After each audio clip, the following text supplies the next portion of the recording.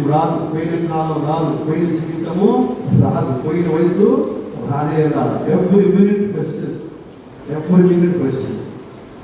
ఈ నిమిషం చేయాలి, ఈ రోజు ఏం చేయాలి, రేపు ఏం చేయాలి అని కూర్చుంటే నిద్రపోలేదు, నడిపోలేదు.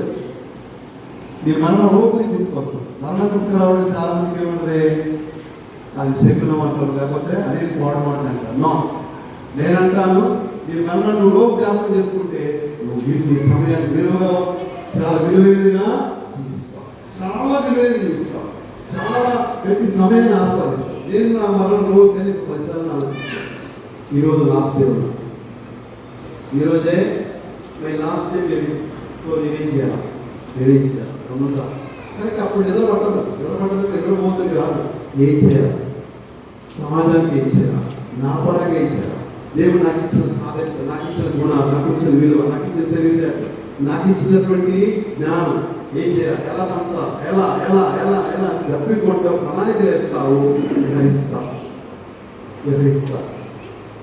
గుడి పక్షిరాజు గ్రంథ 5 కిలోమీటర్ల దూరం ఉన్నప్పుడు చూసింది.